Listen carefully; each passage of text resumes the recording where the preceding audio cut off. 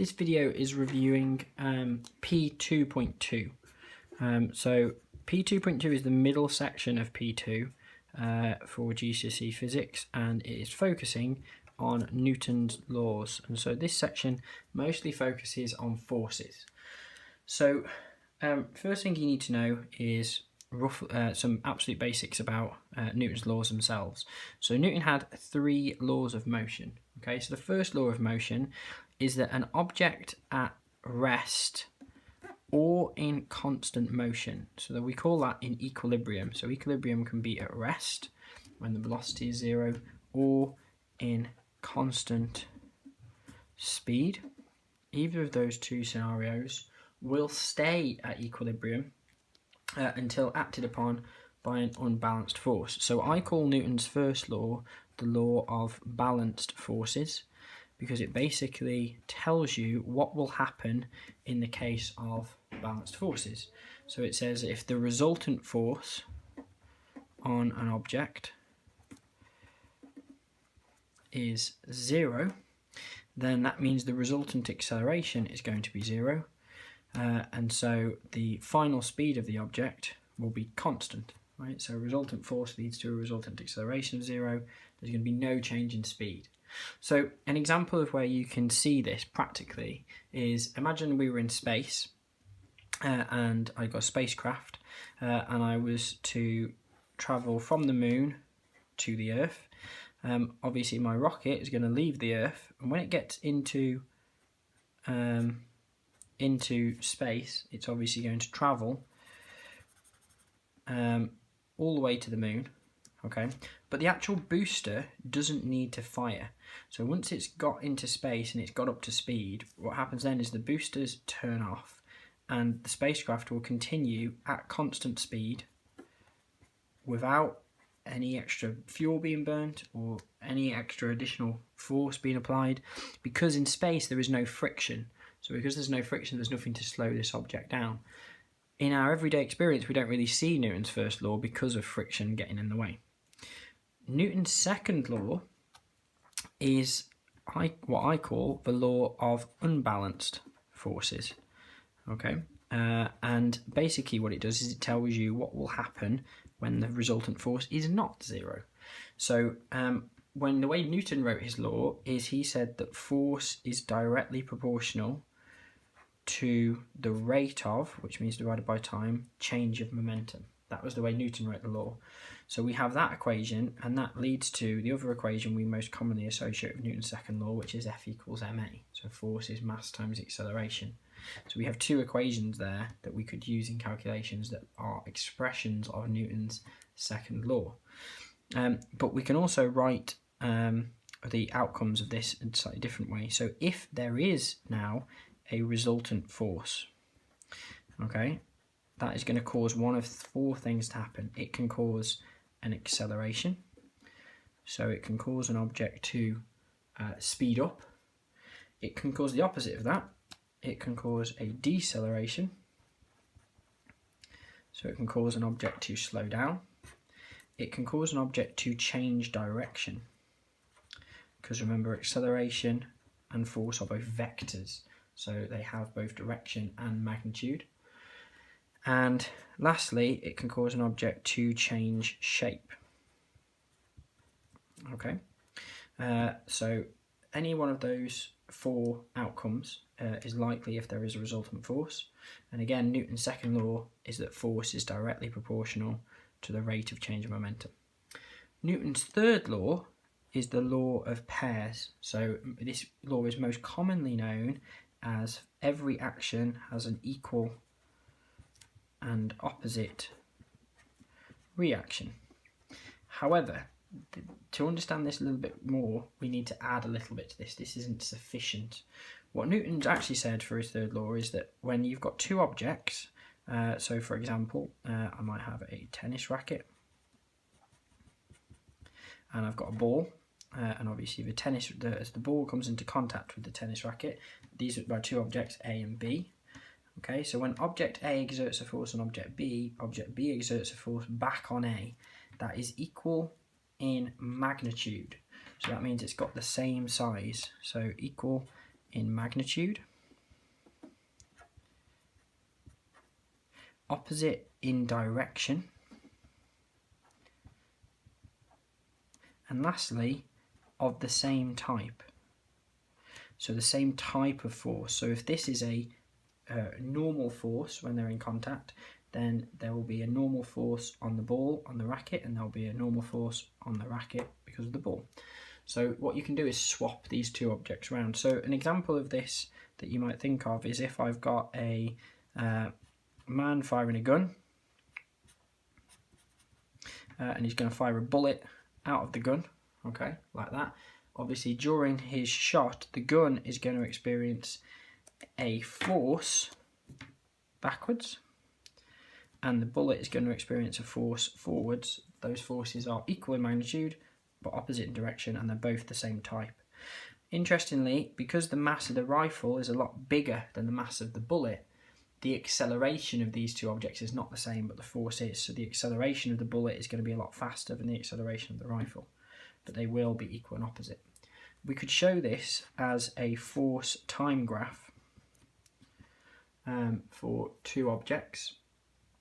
So I could have, if I set this as my 0 line, if I've got object A colliding with object B, I would have a graph that would look like that for object A and B.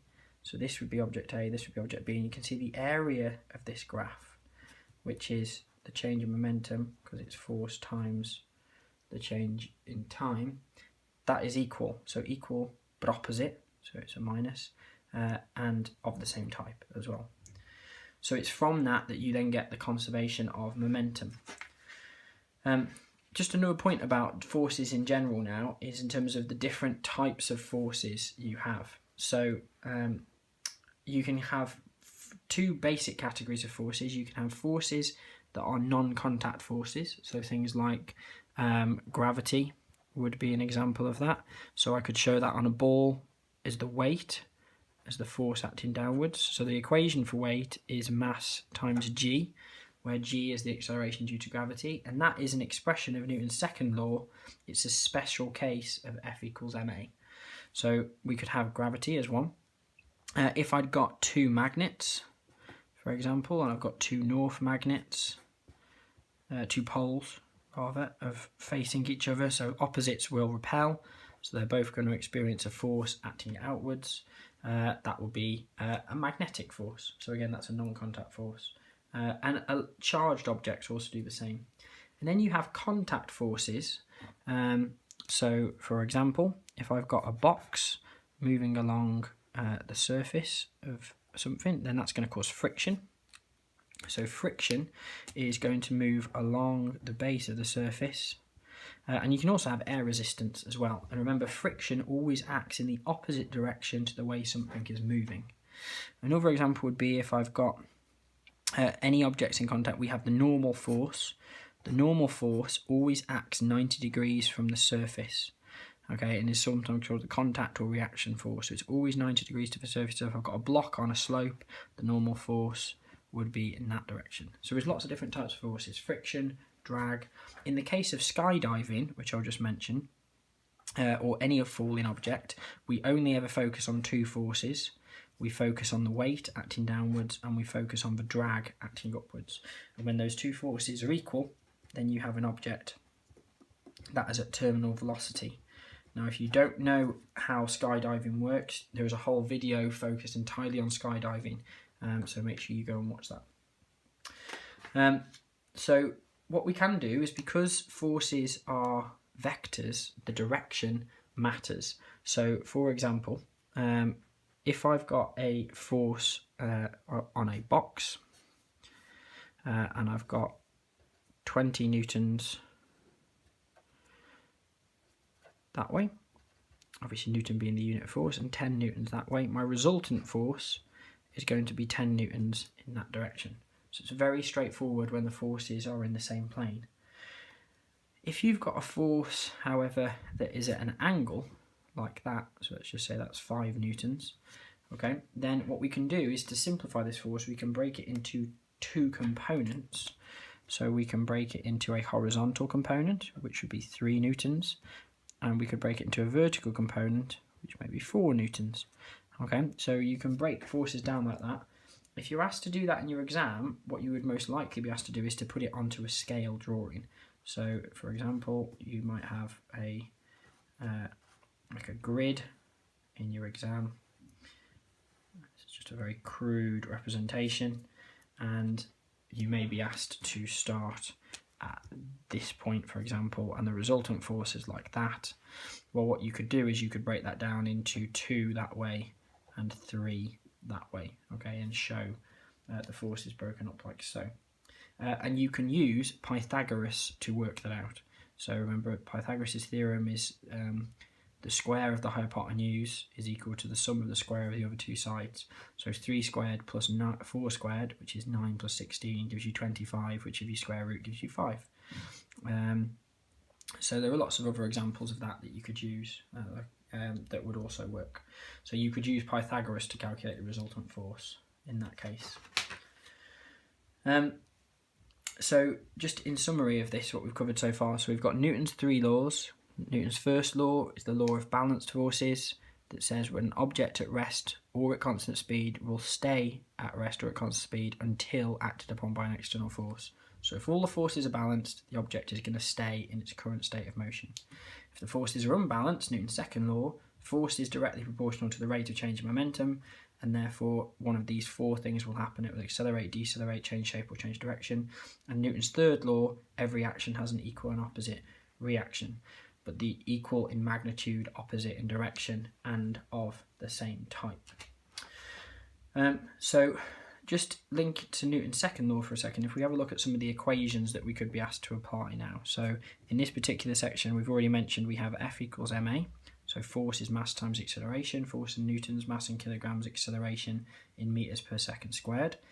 We have momentum as another equation in this topic. So momentum is mass times velocity. This is the symbol for momentum, which is the Greek letter rho.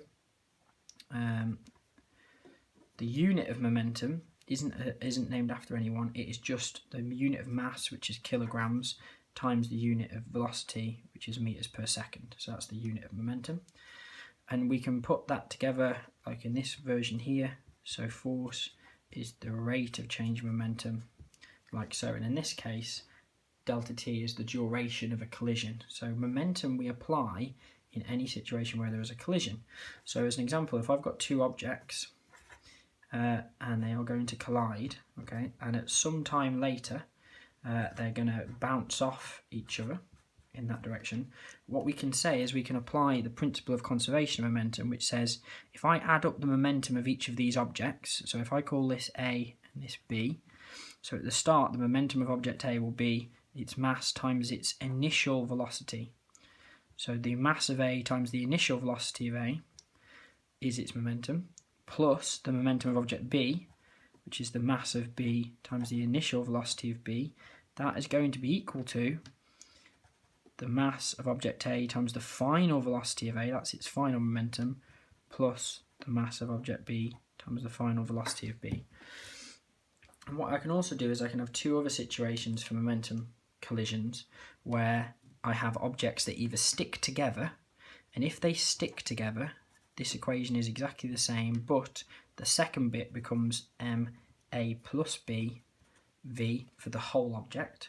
And the other situation I could have is an explosion, which again is the same as this equation at the top, but the first bit starts with the 2 bits together and their initial speed, and the final bit would be the same, so the 2 bits coming outwards. So that's just a bit about momentum and the different equations you could be asked to apply for those. Remember, again, I've mentioned skydiving. That is a big part of this. So again, watch the video on skydiving. You have to be able to explain the 5 stages of a skydive. Principle of conservation of momentum, we've talked about here. It comes from Newton's third law. But just to summarise, the principle of conservation of momentum, which is shown here, is that the momentum before a collision will be equal to the momentum after a collision. Okay, so the total momentum is constant, it is conserved, same as conservation of energy. Other equations that are in this section, not related to force explicitly or momentum. So we have the first introduction of the equation for work done. So work done is another way of saying energy. So work done and energy are synonymous with each other and obviously measured in joules. That is the force multiplied by the distance travelled in the direction of that force. So as an example, if I've got an escalator, for example, and I've got a lady who's going to work up the escalator, if I've been told her weight, so obviously a weight is the force due to gravity acting downwards, I could be given in the question two distances, the distance up the escalator or the height of the escalator. And it's the height that I would need to use because the force is in the vertical direction, so I need a vertical distance. If I had the same situation, but this time, just as a contrast, I've got the escalator, I've got my person at the bottom, and this time I've been given the force that the escalator exerts on the person this way, then it would be okay to use that distance, the distance height, rather than the height. So in this case, I wouldn't use that, I would use the height. In this case, I would use the distance. So it's force times distance travelled. So this is, effectively, it's the displacement. So it's the distance travelled in the direction of that force. Okay, so that bit, massively important. Once we've got the equation for work done, we then get the equation for power. So power is the rate of energy transfer. So power is measured in watts. Energy or work done is obviously in joules, and T is time in seconds. In this topic, there's also an equation for mechanical power, because what we can do is we can put these two equations together. So we can get power is energy divided by time. We know that energy is force times distance divided by time, and distance divided by time is speed. So speed or velocity is displacement divided by time. So you get a new equation for power, which is specific to mechanical power. So when we talk about mechanics, more mechanical power, we're talking about any situation that involves a force. So we have this equation specifically for mechanical power, which is power is force times velocity. And velocity is the same as speed, but it has a direction. So that makes a difference. The last little thing just to mention in this section is circular motion. And you don't need to know a great deal about this, but you are expected to know that for an object travelling in a circle, that, let's say, for example, I've got the sun here and I've got the earth at a point here. For an object to travel in a circle, there has to be a force acting towards the centre of that circle. So if this earth was to come around here sometime later, the force would still be acting to the centre. And that force is called the centripetal force.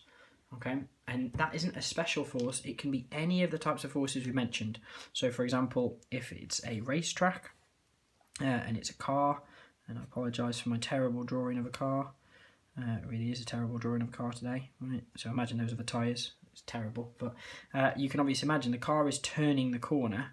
So there is friction by the tyres acting towards the centre of this circle. So there's always a force towards the centre. That is the centripetal force, but it's caused in this case by gravity, in this case by friction. There is no such thing as centrifugal force. So they might include that in your exam. Fugal force is a word that's often used, but fugal is fake. It's not a real thing, so don't confuse it with centrifugal force. The word that we are looking for circular motion is centripetal. And because there is a resultant force causing this, when something travels in a circle, your speed is constant, but you are still accelerating because you are changing direction. And so when there is a resultant force, you can change direction, like in a circle, without necessarily speeding up or slowing down. So that's just a brief overview of all the bits of P2.2. There are a lot of quite deep concepts in this little section that will appear in multiple places across the rest of your exam. The first thing I would make sure you look at is the equations. Make sure that you've learnt those. Look at Newton's laws, and then you take the bit information that's here and check out more of our videos on any of the different bits to help this make more sense. So you can check out videos on skydiving, which if you don't know, please go and do. Link to distance time graphs and speed time graphs, again, check out the videos on that.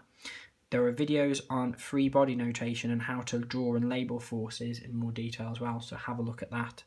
And we also have a video going into quite a lot of detail about momentum. So for GCSE level, it's worth watching the first part of that video, and then it very quickly progresses beyond that. So just watch the first part of our momentum video as well to help you in that section.